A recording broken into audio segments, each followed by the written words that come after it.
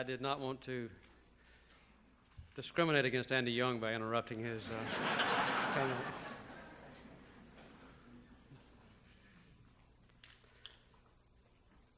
Although we meet today to remember a great civil rights victory, this is also a time of loss for the civil rights movement because, as you know, A. Philip Randolph is no longer with us. At a time when America was a completely segregated society, when there was hardly any civil rights movement that could be detected, Philip Randolph was a voice for justice and equal rights for all Americans. His impact has been profound and far-reaching. It's staggering to think that one man could have done so much to transform our nation. I'm certain that there's no one in this room, certainly including the President, whose life has not been profoundly influenced by Philip Randolph's example. His accomplishments are known to all of you. He organized the first black trade union in 1925. He organized and led the first March on Washington in 1941. He was probably the most instrumental figure during the Second World War in opening up industries when our nation was fighting for freedom to give employment to black people.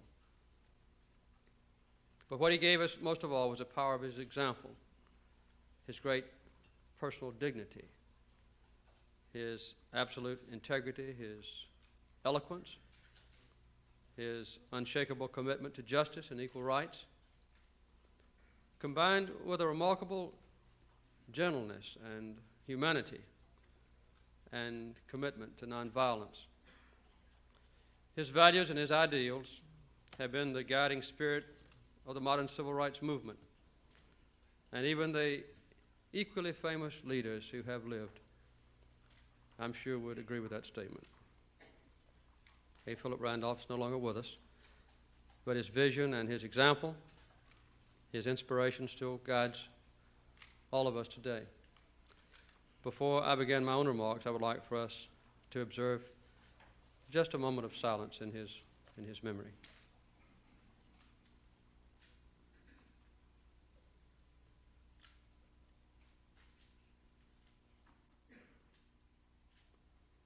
Thank you very much. I come today to meet with this distinguished group with a sense of family,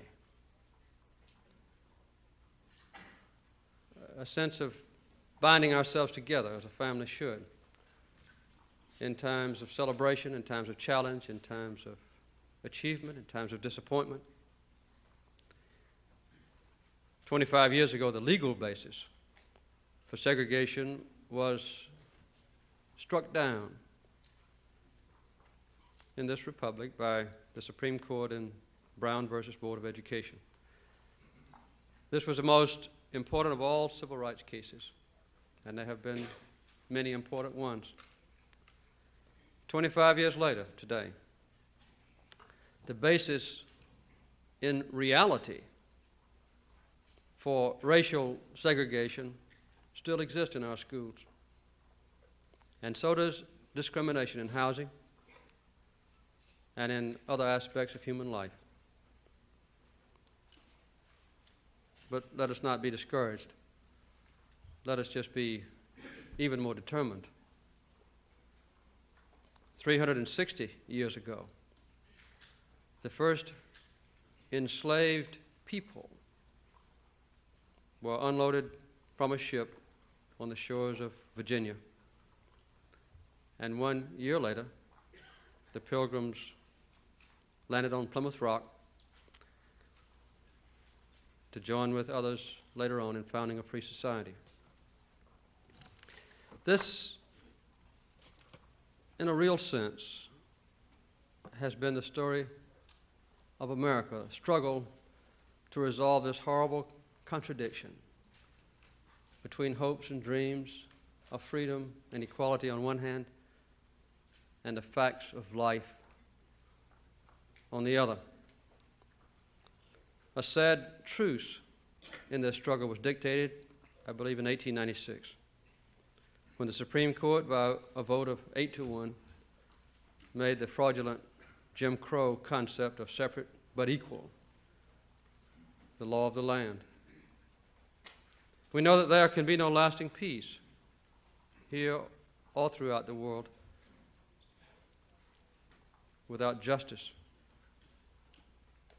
And this fact was also known by thousands of organizers, teachers, lawyers, preachers, laborers, ordinary parents, students, who kept on clearing the way for May the 17th, 1954, when something changed at last. Even as Chief Justice Warren began to read the decision, the wire service bells rang out in every single newsroom, and the United States became deathly silent. First of all, it was black people themselves who were appearing before the courts in defense of their own rights. That was different. There had been change. Second, the court was unanimous. All 9 members spoke as one for the conscience of our country. That was different. There had been a change. Third, there were thousands who now felt free to work side by side, in state by state, changing law after law. Many of you in this room helped to make those changes and to bring about those differences in the life of America. I don't have to tell you that change is not easy, and you certainly don't have to tell me that change is difficult. The evidence is everywhere. Too many doors are still locked. In one area, significant legal action is still necessary. We have to realize that the promise of equal opportunity in housing, if we are to make the educational benefits of the Brown decision as available to the northern poor as they are becoming in the South, we need to amend the Fair Housing Act to remove the burden and expense of enforcement of the law from the shoulders of the poor victims of housing discrimination. I've urged Congress to give HUD, Housing and Urban Development Department, the power to resolve complaints directly and to provide Secretary Pat Harris with cease and desist authority.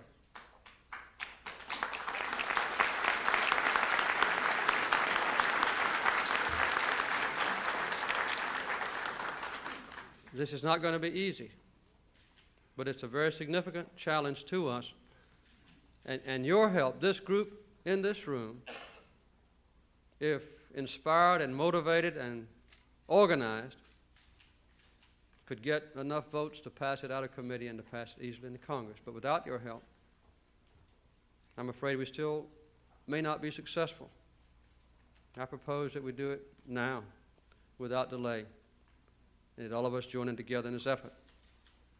The first great campaign of the war for equality, I know you realize, was completed in this room, in this house, just above this room, with the Emancipation Proclamation to eliminate slavery.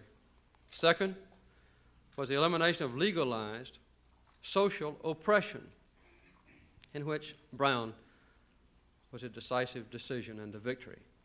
The third campaign for equal opportunity in the economic structure of our country may be the most difficult of all. Victory here will demand both determination and sensitivity. We all know that the final economic struggle will not be won tomorrow, even after 361 years since the first slaves came to our free country. But I believe that we can bring about the wisdom of history and the will of our time, and that once again we shall overcome. Because in the long run, Americans are proudest of our nation's progress toward world peace, but of social justice. Many of the 166 black presidential appointees that I've been privileged to make, and there are also about the same number of black secretarial appointees here today. This is an unprecedented achievement, but we still have a long way to go together. I'd like to announce today that we'll continue this process. I will nominate, for instance, Nat Jones, General Counsel.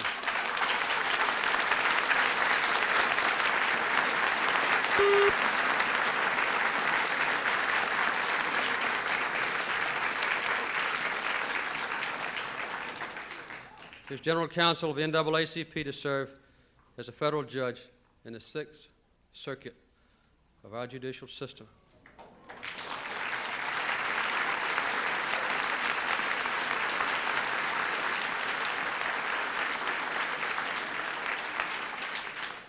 And we are trying to continue the process of letting qualified and motivated black leaders serve in policy-making bodies in addition to the judiciary and executive branch of government, independent regulatory agencies. Marcus Alexis will be appointed as a new member of the Interstate Commerce Commission.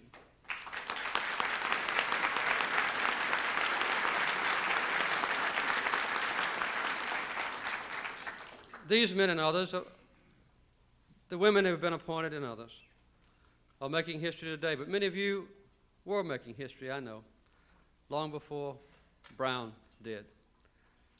Some of you have been born since then. Let's remember the words of the court 25 years ago and let it join us together again. And I quote, these are the words of Chief Justice Warren. We come then to the question presented. Does segregation of children in public schools solely on the basis of race deprive children of the minority group of equal education opportunities? And the court then said, as the world waited, we believe that it does. By the same principle, would not poor quality in education also deprive a child of equal opportunity to enter the mainstream of the American economy? All of us are working together in the government because we believe that such deprivation does exist. And we are here to see that all American children will have the equal opportunity for quality education. Is it not true that racial discrimination in housing also deprives our children of equal opportunity? We're joined here today because we believe that it does, and we are committed to equal opportunity in housing. Finally, do not all practices of exclusion by race from employment or advancement also result in depriving our citizens of their rights to equal opportunities? We're all here today because we know that that deprivation still exists, and it does prevent equality of opportunity in our nation. And we are in this government to see that there will be equal opportunity for all people in every aspect of American life. We will not be pushed back. We will not be turned away. We will fight to see that no one is left outside, that equality of opportunity and justice will prevail in our country, the land of the free. Thank you very much.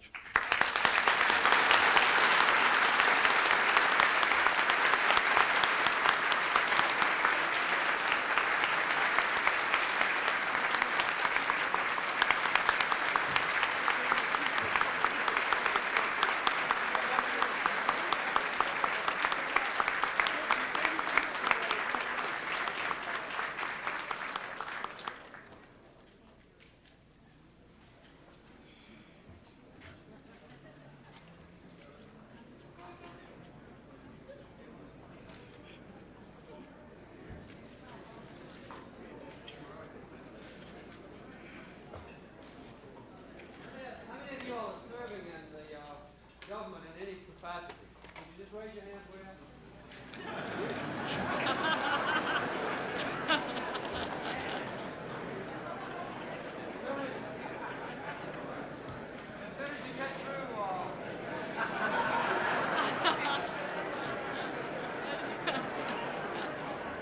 As soon as you get through celebrating, let's all go back to work.